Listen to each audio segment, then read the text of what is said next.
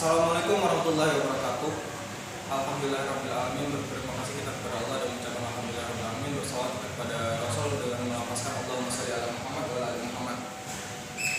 Perkenalkan, nama saya Rizky Firdaus, NIM 17087186. Di sini saya sebagai mahasiswa Universitas Negeri Padang jurusan Kepelatihan Olahraga akan mempresentasikan mengenai analisis penelitian dan arti pentingnya dari penelitian itu sendiri.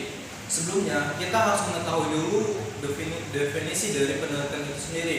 Penelitian merupakan proses atau langkah-langkah yang digunakan untuk dalam segi mengumpulkan informasi dan menganalisa informasi yang bertujuan untuk memberikan pemahaman, pengetahuan, serta pencerdasan kepada masyarakat terkait suatu topik dan isu-isu yang kita angkatkan. Dalam penelitian sendiri itu terdiri dari 3 langkah. Yang pertama adalah ada mengajukan pertanyaan.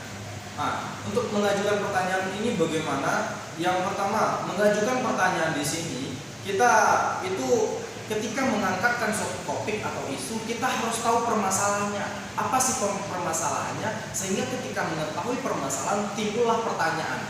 Pada pertanyaan itulah yang harusnya kita angkat dalam sebuah penelitian. Kita cari permasalahannya, kita dapati pertanyaannya, selanjutnya baru kita cari pengatasannya atau cara mengatasi atau solusi dari masalah tersebut, sehingga terjawablah pertanyaan yang kita ajukan tersebut. Yang kedua adalah mengumpulkan data untuk menjawab pertanyaan tersebut. Nah, jadi gini, ketika kita ingin mencari jawaban dari pertanyaan yang kita lontarkan, yang kita berikan, yang kita masih bingungkan, jadi di sini kita harus menjawabnya berdasarkan data. Jangan menjawabnya cuma berdasarkan narasi berputar-putar di situ aja atau dengan berdiplomasi. Jangan seperti itu. Jadi cara kita menjawab pertanyaan-pertanyaan tersebut dengan cara mengumpulkan data. Data ini bersifat seperti apa? Banyak data yang dapat kita kumpulkan.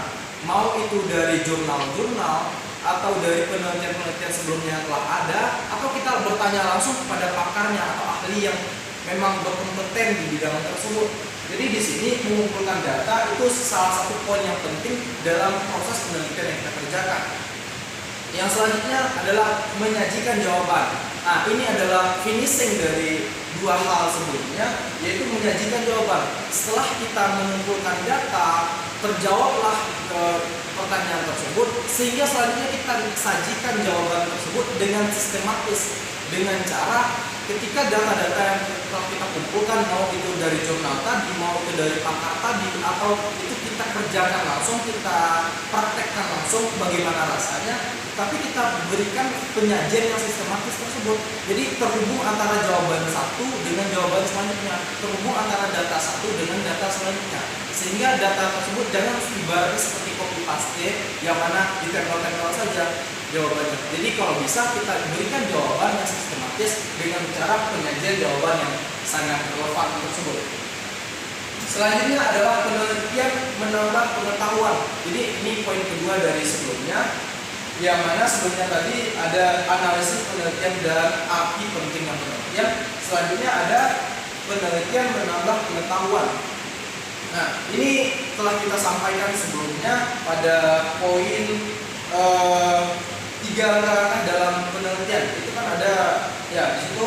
Maka masuk selanjutnya penelitian menambah pengetahuan. Jadi konsep dari penelitian menambah pengetahuan ini sendiri yaitu mengisi celah dalam pengetahuan.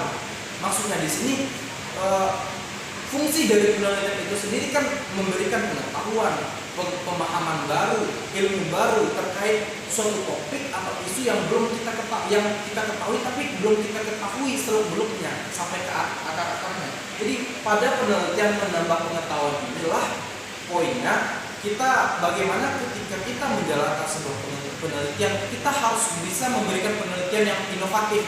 Maksudnya inovatif di sini yang membekas pada hati masyarakat, yang bisa diimplementasikan, yang bisa bertahan lama di masyarakat, bisa bertahan lama di generasi-generasi selanjutnya, sehingga ketika orang ingin mengkaji topik yang baru, dia bisa memasukkan topik atau penelitian yang telah kita kaji ini ke dalam penelitian dia. Sehingga itulah maksudnya inovatif di sini. Jadi penelitian menambah pengetahuan itu sendiri kurang lebih kita juga memberikan pencerdasan kepada masyarakat. Banyak itu ibaratnya kita memberikan amal jariah kepada masyarakat, karena itu akan bertahan lama. Ketika kita kerjakan sebuah penelitian ini, dia akan bertahan lama dari generasi ke generasi, sehingga itu menjadi ilmu tersendiri bagi orang, dan itu menjadikan amal tersendiri bagi kita yang meneliti. Serta mengisi celah dalam pengetahuan. Jadi ibaratnya kita bisa memberikan sebuah sejarah baru dalam ilmu pengetahuan, yang mana dari hasil penelitian kita ini bisa meninggalkan jejak-jejak baru untuk penelitian-penelitian selanjutnya, meninggalkan ilmu-ilmu baru untuk ilmu-ilmu selanjutnya. Jadi itu sangat bermanfaat dari segi penelitian ini sendiri. Nah, jadi untuk proses jadi untuk proses analisis penelitian dan arti pentingnya itu kurang lebih seperti itu. Jadi kita gimana ya, mendefinisikannya itu merupakan sebuah penelitian, kegiatan atau tindakan yang dilakukan untuk mengulik, atau bahasa formalnya itu mengkaji informasi baru, mengkaji topik baru untuk diberikan ilmu-ilmunya kepada masyarakat. Tapi tidak lepas dari 3 aspek tadi: mengajukan pertanyaan, mengumpulkan data, dan untuk menjawab pertanyaan tersebut, serta menyajikan jawaban-jawaban berdasarkan data-data yang telah kita kumpulkan tersebut. Jadi dalam penyajian ini harus sistematis tanpa adanya keraguan-raguan. Serta dalam penelitian menambah pengetahuan ini, yaitu kita mengisi celah pengetahuan, mengisi celah dalam ilmu pengetahuan, mengisi celah yang kosong, dan menambahkan sejarah baru bagi diri kita dan orang lain untuk kedepannya dalam konteks ilmu pengetahuan. Kurang lebih seperti itu penyampaian dari saya, dan ini